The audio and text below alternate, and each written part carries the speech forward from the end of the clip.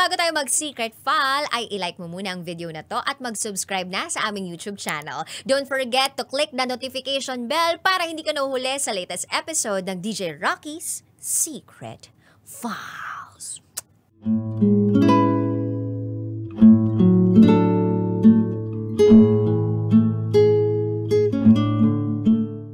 Nagbago ang lahat dahil sa isang aksidente. Hi DJ Rocky at DJ Jello. Matagal na akong nakikinig sa programa ninyo, lalo na sa tuwing kailangan ko ng karamay sa buhay. At nasa pagkakataon ako ng buhay ko na kailangan ko lang na mailabas itong bigat na nararamdaman ko. Itago niyo po ko sa pangalang 11 at ito ang aking secret file. Akala ko noon kapag nakatapos ka ng pag-aaral, parang may susi ka na para mabuksan ang pintuan ng magandang buhay. Pero hindi pala ganun. Pagkatapos ng graduation, saka mo mararanasan ang tunay na bigat ng mundo. Yung bigat na kahit buong dibdib mo, punuin mo ng hangin, hindi sapat para makaahon ka.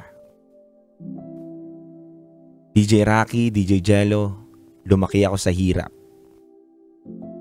Hindi ko malilimutan ang pagod na mukha ni Papa tuwing uuwi galing trabaho. Yung parang araw-araw may binabalanse siyang mundo sa balikat niya. Si Mama naman, kahit luwaan na sa pagod, nakangiti pa rin sa amin. DJ Rocky, DJ Jello, maintenance sila sa isang kumpanyang simple lang. At simple lang rin naman ang kanilang trabaho, pero mabigat ang pagod at maliit ang sahod. Ang dalawa kong kapatid, may kanya-kanya ng pamilya. Ako na lang ang natitira at kahit hindi ko naman talaga pinangarap maging breadwinner, ako na rin ang umako sa halos lahat ng renta ng tubig, kuryente, pagkain, kahit sa sarili kong pangarap. Minsan isinasantabi ko para lang maisuporta sa bahay. DJ Rocky, DJ Jello, dagdagan pa ng mga utang ni na Mama at Papa noong panahon na nag-aaral pa kami. Hanggang ngayon binabayaran pa rin namin. Yung tipong parang anino na hindi mo maiwanin kahit gaano na kabilis ang takbo mo. Kaya kahit gusto ko na sanang pagandahin ang kinabukasan ko, limitado ang kaya ko. Pero sinusubukan ko pa rin. Nilalabanan ko pa rin ang buhay na mapaglaro. Noong makagraduate ako sa kursong HRM, nag-apply ako agad ng isang restaurant sa Mandaluyong. Araw-araw bumabiyay ako mula Maynila papuntang Mandaluyong. Ilang sakay ako sa jeep at habang nakasakay ako sa jeep, pinagmamasdan ko ang mga motorsiklo na nag-uunahan sa bawat daan. Naiisip ko balang araw magkakaroon din ako ng motor. Magkakaroon ako ng motor para hawak ko na yung oras ko. At hindi na ako kailangan makipag-agawan ng upuan sa jeep o sumabit pa o pumila. Pero DJ Rocky, DJ Jello, ilang sahod ko ang dumaan.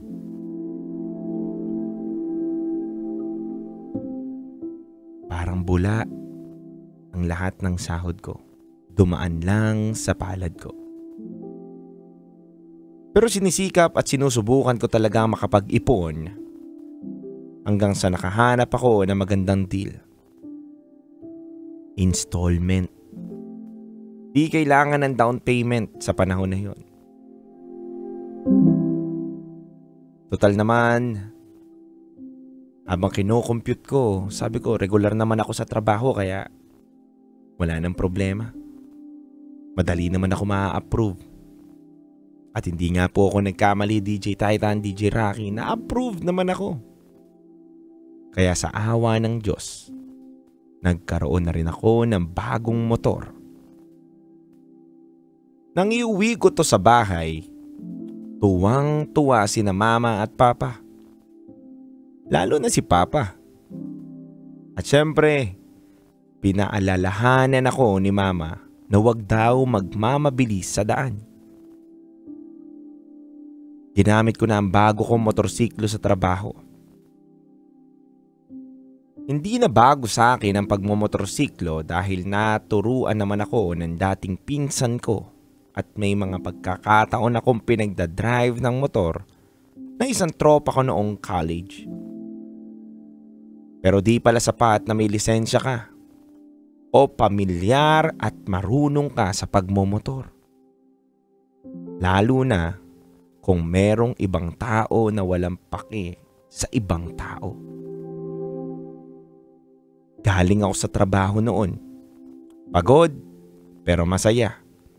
Kasi feeling ko kahit papaano may unti-unti nang natutupad sa pangarap ko. Pero sa isang iglap, magbabago ang lahat.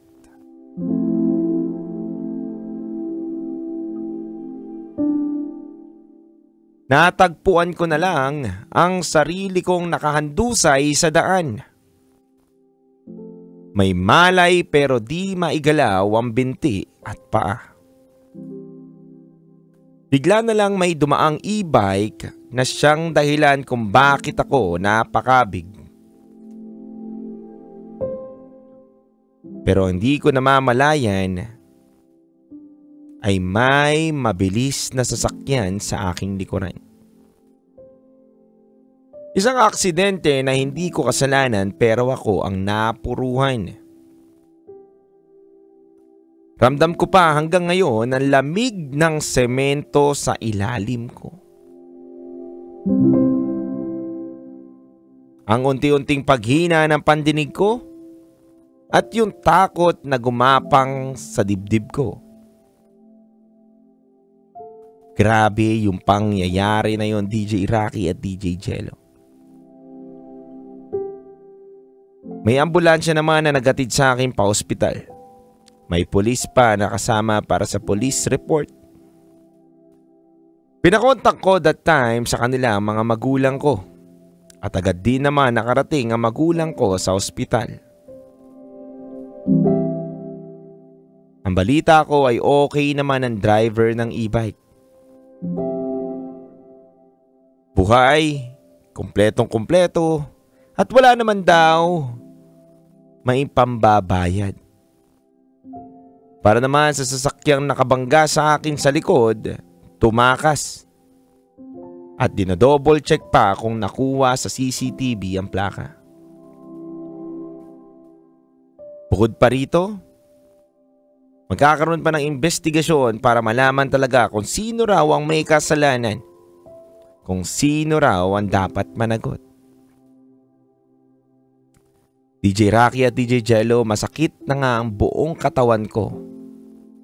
Tapos yun pa ang malalaman ko. Napaka-unfair.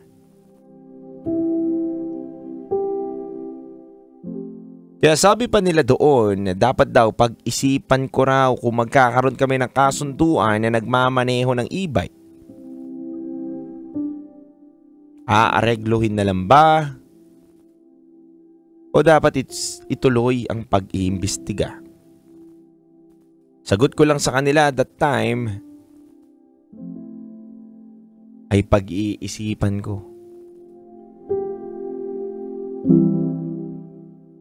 DJ Rocky, DJ Jello, maraming test ang ginawa sa akin.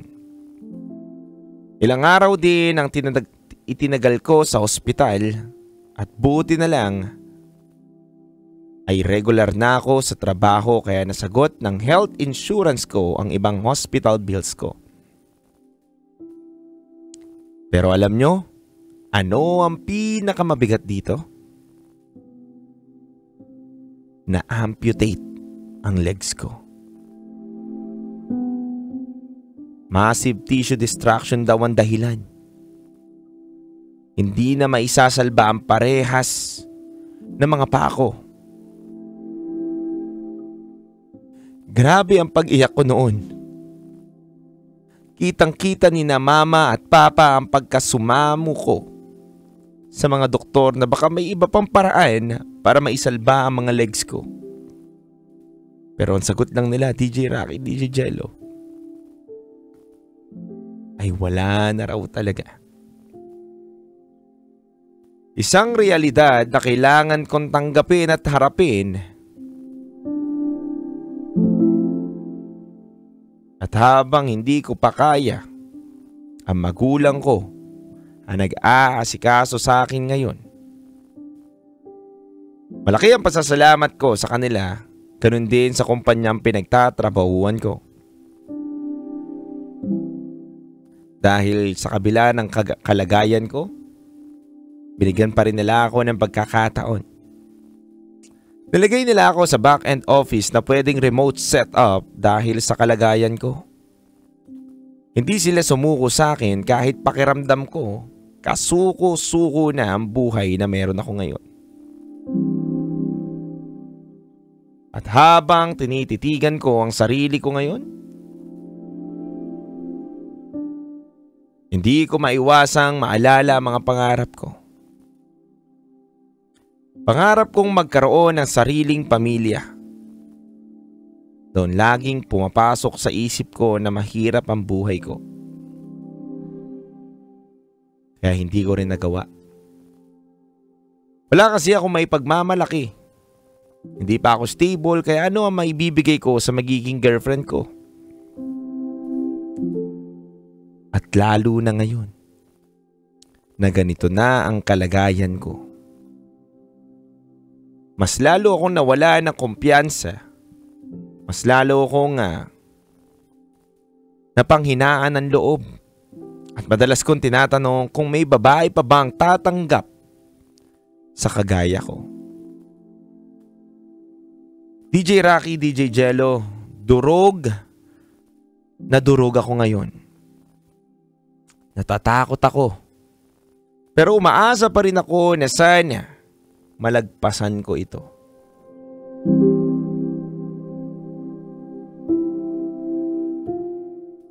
Sana may umagang darating na kaya ko nang tanggapin ang sarili ko ng buo man o hindi ang katawan ko. Dahil sa ngayon, unti-unti ko natatanggap kung ano mga pangyayari. Pero tuwing nakikita ko ang mga paa ko na naglaho na, ay nalulungkot ako.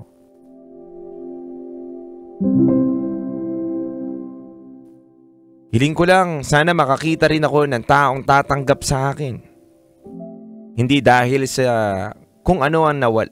Hindi dahil sa kung ano ang nawala, kundi dahil sa kung sino pa rin ako.